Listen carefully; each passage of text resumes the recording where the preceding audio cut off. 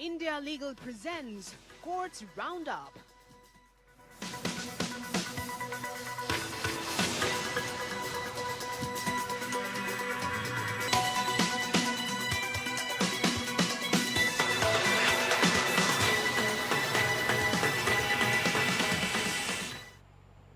नमस्कार, आप देख रहे हैं हमारी खास पेशकश कोर्ट्स राउंड अप। मैं हूं आपके साथ रेशु त्यागी। इस बुलेटिन में अगले आधे घंटे हम आपको कोर्ट से जुड़ी तमाम छोटी बड़ी खबरों से रूबरू कराएंगे। कोर्ट की कार्यवाही और सुप्रीम कोर्ट से लेकर हाई कोर्ट और लोअर कोर्ट तक के फैसलों को आपके सामने रखेंगे। तो शुरू करते हैं कोर्ट से जुड़ी हुई तमाम खबरें। India Legal presents Courts Roundup.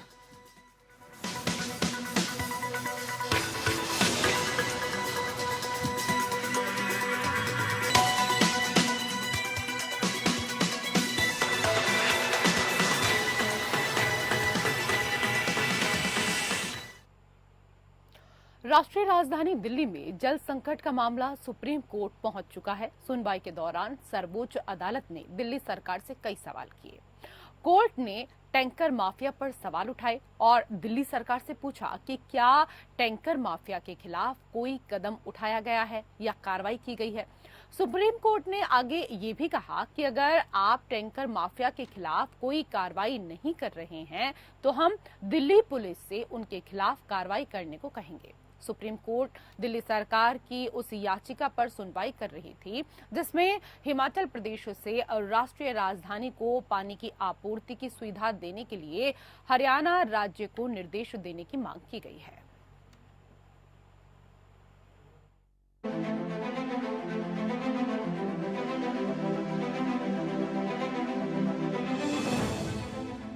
Delhi में पानी के बढ़ते संकट को लेकर दाखिल दिल्ली सरकार की याचिका पर सुनवाई हुई। सुप्रीम कोर्ट ने दिल्ली सरकार को आदेश दिया कि वो हलफनामा दायर करके बताएं कि पानी की बर्बादी रोकने के लिए उसने क्या क्या कदम उठाए हैं। सुप्रीम कोर्ट सुनवाई के दौरान उस मामले को भी उठाया जिसमें सुप्रीम कोर्ट ने हिमाचल प्रदेश सरकार को हरियाणा के जरिए दिल्ली को 137 क्यूसेक पानी छोड़ने का आदेश दिया था। दिल्ली सरकार के वकील ने कहा कि अवैध तरीके से पानी को ले जाने वालों के खिलाफ दिल्ली पुलिस कार्रवाई करे। कोर्ट ने दिल्ली सरकार के वकील से सवाल किया कि आप हमको बताओ कि आपने पानी की बर्बादी और पानी के अवैध तरीके से होने वाली खरीद को रोकने के लिए क्या किया है। जस्टिस प्रशांत कुमार मिश्रा और जस्टिस प्रसन्ना बी वराले की अवकाशकालीन पीठ ने दिल्ली सरकार से कहा कि अगर वो टैंकर माफिया से नहीं निपट सकती तो वो दिल्ली पुलिस से इस मामले में कार्रवाई करने को कहेगी। सुप्रीम कोर्ट ने इस बात पर भी नाराजगी जताई कि एक तरफ हिमाचल प्रदेश सरकार ने लिखित में सुप्रीम कोर्ट में कहा कि हमने आदेश के तहत 137 क्यूसेक पानी दिल्ली के लिए छोड़ दिया है, जबकि सुप्रीम कोर्ट में मौजूद हिमाचल प्रदेश के वकील का कहना था कि हम पानी छोड़ने को तैयार हैं। अलग अलग तरह के बयानों से नाराज सुप्रीम कोर्ट ने कहा कि अगर ऐसा है तो ये तो कंटेम्प्ट ऑफ कोर्ट का मामला है। सुप्रीम कोर्ट ने कहा कि दिल्ली में कहा जाता है कि टैंकर माफिया काम कर रहा है, अगर आप इस पर कार्रवाई नहीं करते हैं तो हम इस मामले को दिल्ली पुलिस को दे देंगे। कोर्ट ने हिमाचल सरकार के ऑफिसर के अदालत में तलब करते हुए ये कहा कि आपने 137 क्यूसेक पानी को लेकर अदालत में गलत जवाब दिया। पहले कहा अतिरिक्त पानी है, आपने फिर कहा पानी रिलीज कर दिया, इसका मतलब एक्स्ट्रा पानी नहीं था। अदालत में गलत जवाब दिया गया, हम आपके अधिकारी को जेल भेज देंगे। कोर्ट ने कहा कि हमने आपके कहने पर आदेश जारी किया था, एक्स्ट्रा पानी को लेकर अब पानी के फ्रेश सप्लाई की बात कहां से आ गई। वहीं हरियाणा सरकार ने सवाल खड़े करते हुए कहा कि दिल्ली में पानी की आपूर्ति में ही 52.95% पानी बर्बाद हो जाता है। दिल्ली सरकार ने इस पर आपत्ति जताते हुए कहा कि हर राज्य में पानी की सप्लाई में औसतन 50% पानी बर्बाद हो जाता है। Bureau report, APN. और उधर बेंगलुरु की एक निचली अदालत ने मंगलवार को रेणुका स्वामी हत्या मामले में आरोपी कन्नड़ फिल्म अभिनेता दर्शन थुग्गुदीपा, उनकी प्रेमिका पवित्रा और 11 अन्य को 6 दिन की पुलिस हिरासत में भेज दिया है। विशेष न्यायाधीश विश्वनाथ चन्न बसप्पा गोडर ने सभी आरोपियों को 16 जून तक पुलिस हिरासत में भेज दिया है। 33 वर्षीय रेणुका स्वामी का शव 9 जून को मिला था। आरोप है कि स्वामी की मृत्यु दर्शन दुगुथिपा के निर्देश पर किए गए हमले में लगी चोट के कारण हुई, जब स्वामी ने सोशल मीडिया पर पवित्रा के खिलाफ अपमानजनक टिप्पणी की थी। इस मामले में पवित्रा प्रथम आरोपी हैं, उनके बाद दर्शन का नाम है। मामले में अन्य आरोपियों में के पवन, नंदीश, कार्तिक, केशव मूर्ति, निखिल नाइक, एम लक्ष्मण, दर्शन फैन एसोसिएशन के चित्रदुर्ग इकाई के अध्यक्ष राघवेंद्र उर्फ रघु, आर नागराजू और एम दीपक कुमार शामिल हैं। आरोप है कि स्वामी को 8 जून को बेंगलुरु लाया गया था, जब उन्होंने पवित्रा को अश्लील संदेश भेजे थे, जहां पट्टागेरे के इलाके में उनके साथ मारपीट की गई और उनकी हत्या कर दी गई। बाद में देर रात शव को कामाक्षी पालिया के पास राजनहर में फेंक दिया गया। कामाक्षी पालिया पुलिस को स्थानीय लोगों से शव के बारे में सूचना मिली। शव बरामद होने के बाद पुलिस ने अगली सुबह मैसूर के एक निजी होटल से दर्शन थुग्गुदीपा को गिरफ्तार किया। दोपहर तक पवित्रा को गिरफ्तार कर लिया गया। शाम तक अन्य आरोपियों को भी गिरफ्तार कर लिया गया। आरोपी व्यक्तियों के विरुद्ध भारतीय दंड संहिता 1860 की धारा 302 षड्यंत्र, 120B षड्यंत्र, इसके साथ ही धारा 34 सामान्य इरादा के तहत मामला दर्ज किया गया है। तो इस पूरे मामले में आपको बता दें कि 1860 की धारा 302 हत्या, 120B षड्यंत्र और धारा 34 सामान्य इरादा के तहत मामला दर्ज किया गया।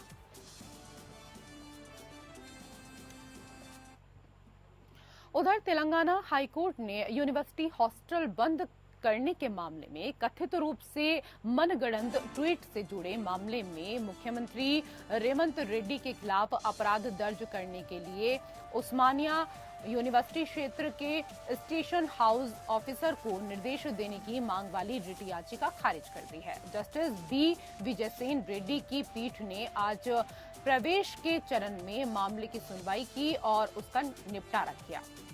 याचिकाकर्ता विश्वविद्यालय में छात्र है। उसने दावा किया कि 27 अप्रैल को विश्वविद्यालय के कैंपस में विरोध प्रदर्शन के बाद विश्वविद्यालय के मुख्य वार्डन ने 29 अप्रैल को सर्कुलर जारी कर ग्रीष्मकालीन अवकाश घोषित कर दिया और हॉस्टल को इस दौरान 31 मई तक के लिए बंद कर दिया गया। सर्कुलर के निचले भाग में उल्लेख किया गया कि भीषण गर्मी के कारण पानी और बिजली की कमी भी है। अगले दिनों में सर्कुलर शहर और राज्य में पानी और बिजली की कमी को स्पष्ट रूप से उजागर करने के कारण बहस का गंभीर विषय बन गया। बीआरएस पार्टी के प्रमुख द्वारा 29 अप्रैल को जारी नोटिस को ट्वीट करने के बाद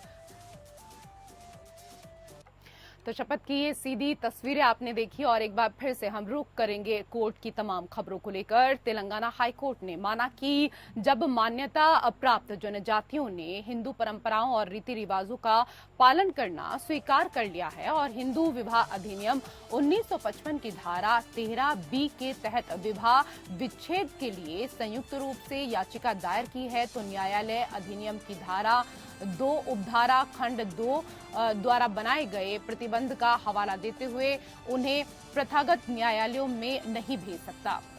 हिंदू विवाह अधिनियम की धारा 2 खंड 2 कहता है कि अधिनियम में निहित कोई भी बात अनुसूचित जनजातियों पर लागू नहीं होगी। जस्टिस लक्ष्मी नारायण अली शेट्टी ने कहा, अधिनियम की धारा 2 खंड 2 मान्यता प्राप्त जनजातियों की प्रथागत प्रथाओं की रक्षा के लिए है। हालांकि अगर पक्षकार हिंदू परंपराओं रीति रिवाजों का पालन कर रहे हैं और वो काफी हद तक हिंदूकृत हैं, तो उन्हें प्रथागत न्यायालयों में नहीं भेजा जा सकता, वो भी तब जब वो स्वयं स्वीकार करते हैं कि वो हिंदू रीति रिवाजों इसके साथ ही परंपराओं का पालन कर रहे हैं। जस्टिस अली शेट्टी ने यह आदेश दोनों पक्षों द्वारा दायर एक सिविल पुनरीक्षण याचिका में पारित किया, जो ट्रायल कोर्ट द्वारा पारित खारिज करने के आदेश से व्यथित थे, जिसके माध्यम से हिंदू विवाह अधिनियम के तहत आपसी सहमति से तलाक प्राप्त करने के लिए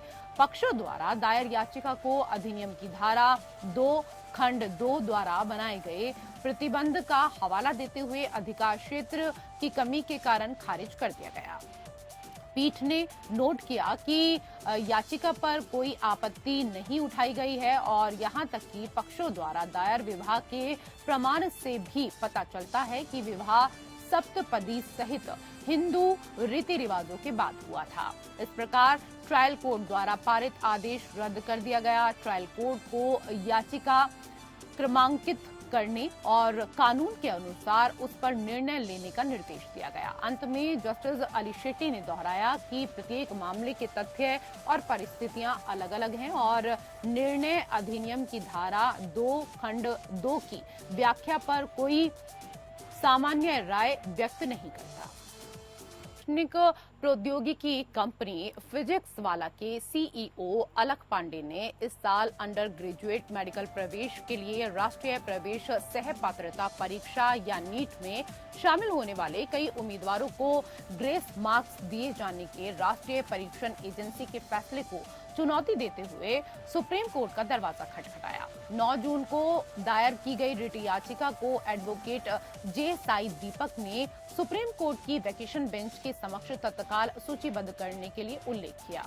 जस्टिस विक्रमनाथ की अध्यक्षता वाली पीठ ने जवाब में वकील से कहा कि वह मामले को रजिस्ट्री के समक्ष उल्लेख करें, जिससे लिस्टिंग अनुरोध चीफ जस्टिस ऑफ के माध्यम से भेजा जा सके।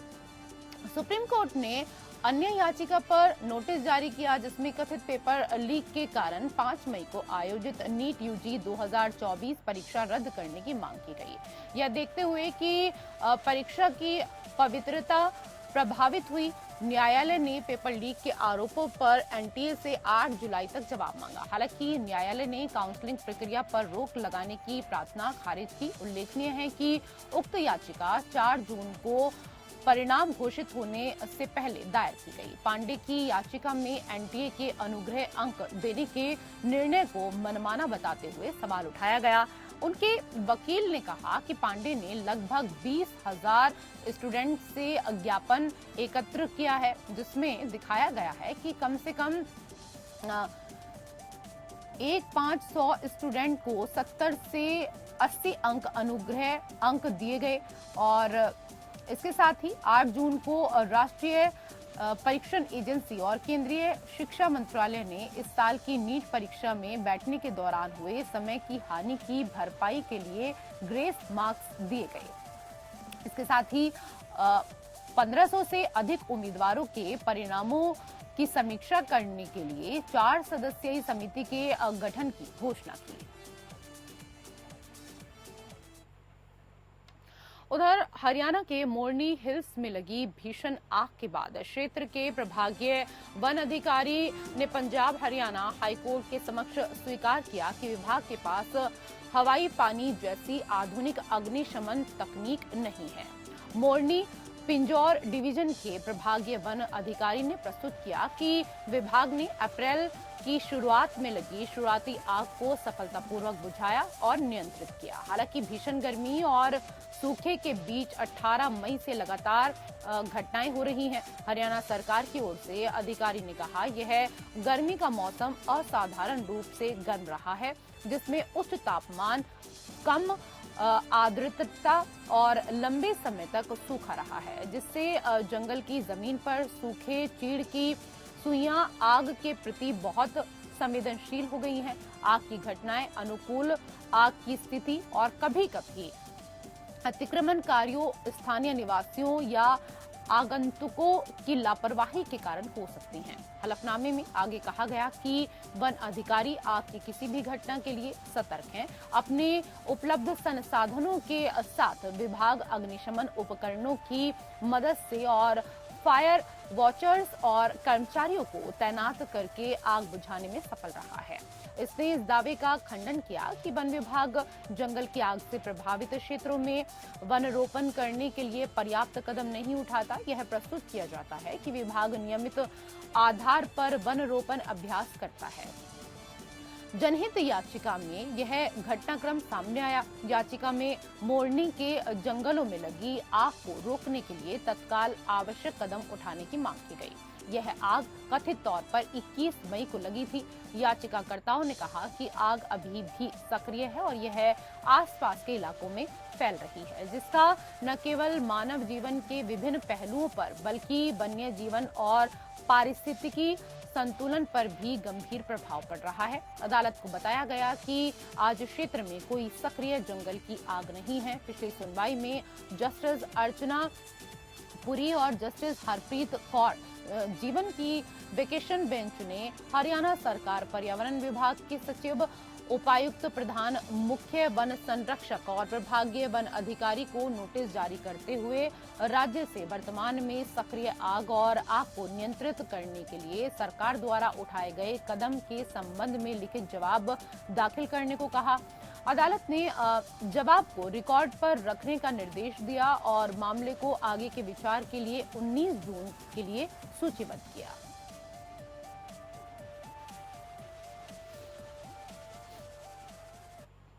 उधर राजस्थान हाईकोर्ट ने हाल ही में टिप्पणी की कि न्याय बिकने वाली चीज नहीं है। सभी पीड़ित व्यक्तियों को राज्य प्राधिकारियों द्वारा न्यायालय में जानी तथा समान स्थिति वाले व्यक्तियों के पक्ष में पारित समान आदेश प्राप्त करने के लिए बाध्य नहीं किया जाना चाहिए, जिन्होंने पहले न्यायालय का दरवाजा खटखटाया था।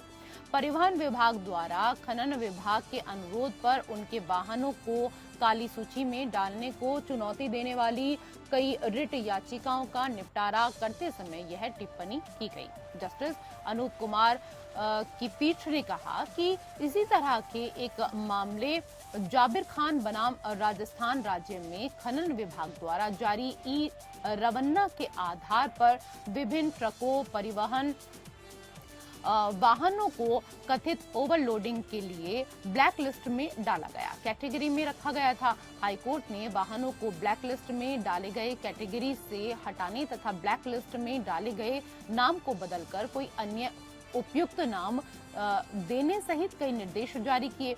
जबकि इस मामले में याचिकाकर्ताओं ने जाबिर खान के लाभ की मांग की थी।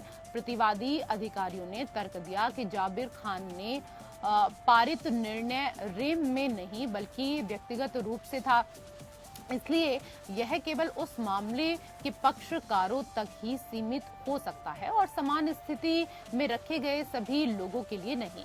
इससे असहमत होते हुए न्यायालय ने कहा कि जब कोई ऐसा निर्णय सुनाया जाता है जो आम जनता के अधिकारों को प्रभावित करता है तो उसे रेम में निर्णय माना जाना चाहिए, पीड़ित चाहे किसी भी न्यायालय में क्यों न आ रहा हो। अधिकारियों का यह दायित्व है कि वो सभी समान स्थिति वाले व्यक्तियों को इसका लाभ प्रदान करें। इस मामले में न्यायालय ने कहा कि प्रतिवादी अधिकारी जाबिर खान केस में जारी निर्देशों का पालन नहीं कर रहे हैं और अनावश्यक रूप से पीड़ित व्यक्तियों को समान आदेश प्राप्त करने के लिए बार बार न्यायालय में आने के लिए मजबूर कर रहे हैं।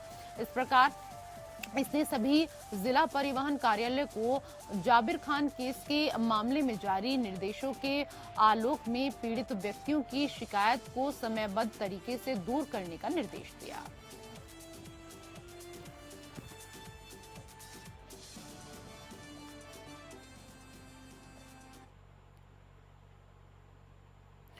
शेक्सपियर के उदाहरण विवाह ऐसा मामला है जो वकीलों द्वारा निपटाए जाने से कहीं अधिक मूल्यवान है। पंजाब हरियाणा हाईकोर्ट ने कहा कि उसे अपहरण के उन मामलों को रद्द करने के लिए उच्च स्तर की स्वतंत्रता के साथ विचार करना चाहिए जिसमें आरोपी और पीड़ित ने एक दूसरे से विवाह किया और खुशी से रह रहे हैं।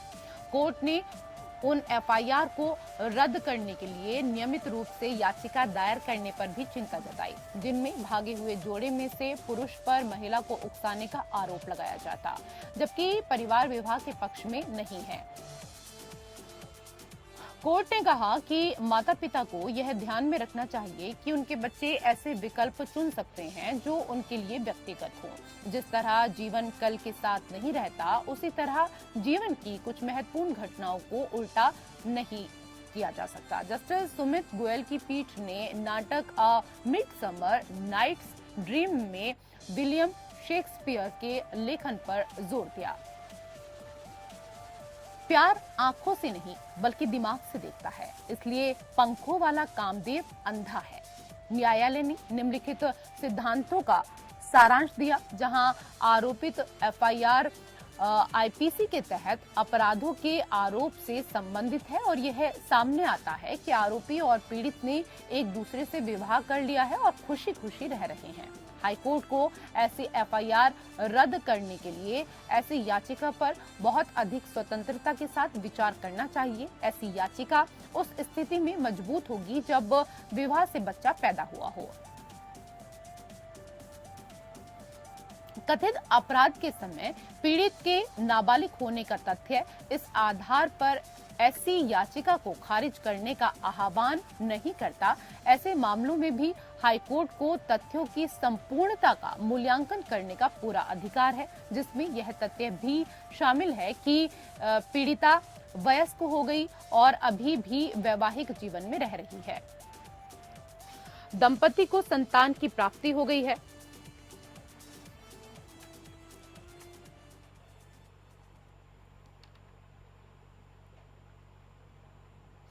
और आइए अब इंडिया लीगल वेब रिपोर्टर से समझते हैं कि भागे हुए जोड़ों के क्या कानूनी पक्ष हैं, कानून कैसे उनकी रक्षा करता है।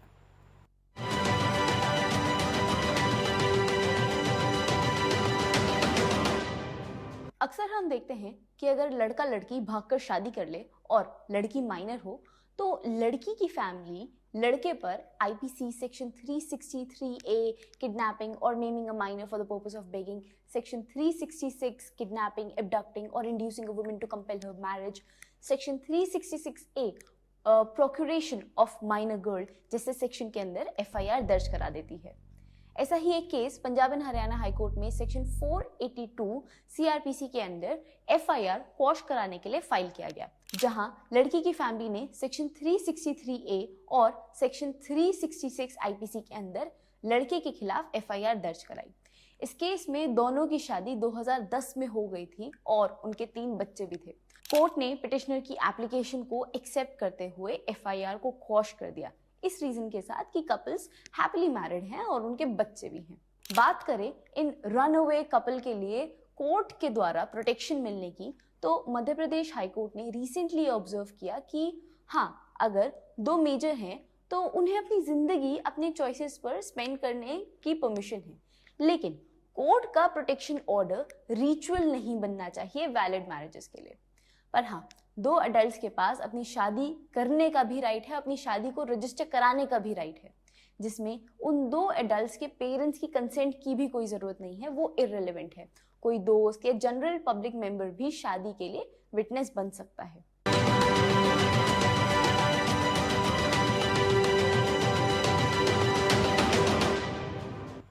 और फिलहाल कोर्ट से जुड़ी खबरों में मेरे साथ इतना ही। नमस्कार।